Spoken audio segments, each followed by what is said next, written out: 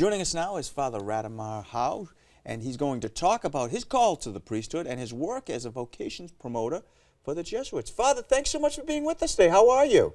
I'm good. Good morning. It's good to be here. Where are you Skyping us from? I'm Skyping you from the home office of the California Jesuits in Los Gatos, California. So it's just just south of San Jose. Oh, I wish I could be there with you right now. Yeah, Father Reed loves California. It's a great place to be. Yeah, well, in the winter here, we all want to be in California. Hey, Father, tell us about the journey from acting to ordination that you took. Sure. Yeah. People would always joke and tell me, well, you actually haven't stopped acting. I'm kind of acting like a priest right now. But the journey was really a sort of circuitous one. There wasn't one particular moment where I just decided, hey, I'm going to do this, leave acting and become a priest. I've sort of been thinking about, I had been thinking about the priesthood since high school, and sort of just avoided the question all throughout high school and even throughout college, and thought to myself, hey, you know what, let's just go to church on Sundays and be a faithful Catholic. That's what a faithful Catholic is, just to attend masses on Sunday. And afterwards, when I got working as an actor in Los Angeles, there were times where I just felt like, you know what, there's just got to be more to life than what I'm doing. I enjoy what I did. I enjoyed what I did as an actor, and it fulfilled me. But at the end of the day, it always felt like there's got to be something more. There's got to be more to this. So I got involved in my parish in Los Angeles at the time as a Eucharistic minister to the sick. I got involved in community service outreach to at-risk youth.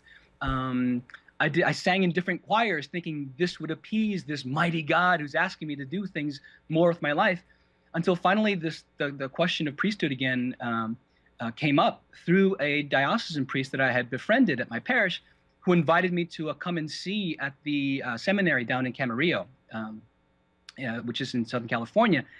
And I went to that come and see, and I left thinking, well, I don't not want to become a priest, but this just didn't feel right. And so I left it at that, and I thought, okay, I checked it out. That wasn't for me. But that tugging, that pulling kept coming stronger and stronger, and it felt like every Sunday became Vocation Promotion Sunday, and it felt like the priest was always talking right at me. Until finally I said, I got to talk to somebody about this. I talked to some priests and some friends, until finally I was doing a play actually in Sacramento, and a friend of mine who had accompanied me on the journey said, I told him that I was thinking about the priesthood and giving it all up again, and he's like, oh, don't do it, don't do it. But if you do, check out the Jesuits, he said. He had gone to the Jesuit high school in Los Angeles, and explained to me what he understood of Jesuit spirituality. And the thing that sold me at the time was, he goes, I think you can be a priest and an actor at the same time. And I thought, this just blew my mind. And I'm like, okay, I checked this out. I went to come and see at the novitiate down in Culver City, listened to guys speak, and as they were closing the door, the gate behind me, I was driving off, and I'm like, oh, all right, you got me. And it just felt, something just clicked. And I proceeded to go into a spiritual direction. And a year later, went to a discernment retreat and had an amazing experience, prayer experience with the Lord, and felt like this is it. I'm going to apply. And I entered a few months later. And now you're the vocation promoter. First of all, I'm Yeah. fascinated with the term, because they usually say vocation director, but Right. I like that. What has your work been like in this position? Well, it's been really challenging, as you may sort of sense, because a lot of people, vocations are not, or vocation to the priesthood or priesthood in general is not a very positive thing to be these days, right? There's so much negative press out there, so it's very hard to impress upon a young man that this is a viable and a joyful life, and so it's been challenging.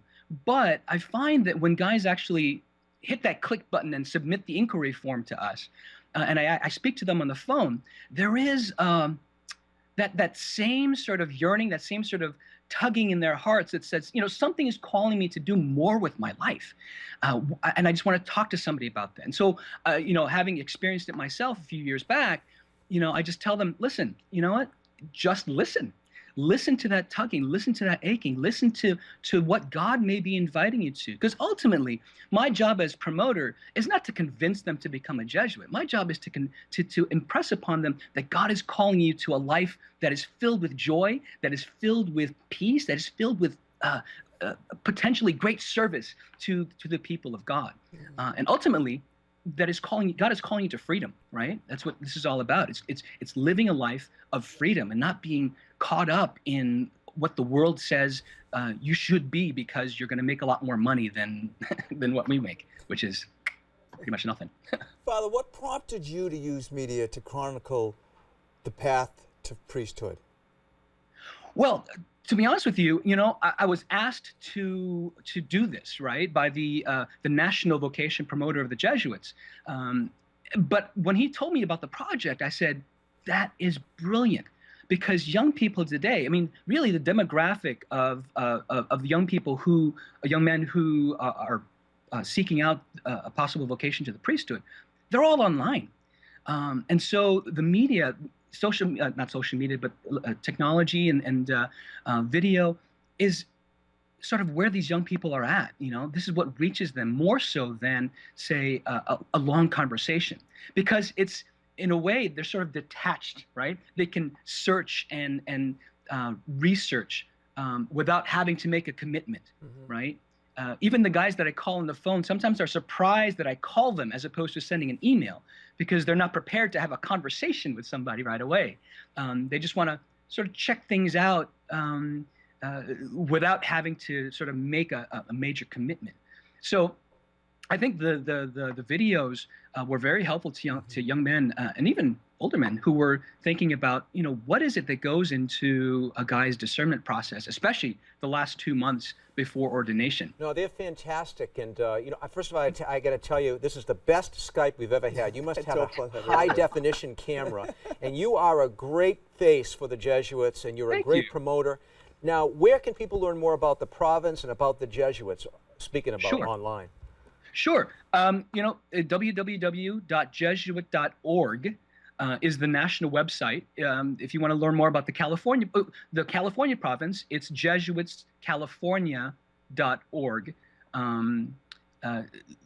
And you can, there are other provinces as well. We have 10 provinces altogether. I'm sorry, 9 provinces altogether. We're in the process of consolidating our provinces. So I keep forgetting how many we have right now. In a couple of years, we're consolidating down to 4. So you can imagine. Well, I love the California province the best. No, you're staying here. I'm supposed to be impartial, but I got to say I do too. Oh, you're both crazy. Hey, Father, thanks so much for being with us today. And if you're ever in Boston, you have to visit us so we can bring you on a tour of Catholic TV. Keep up the great work. Thanks so much. Okay, thank you. God bless. Have a great summer.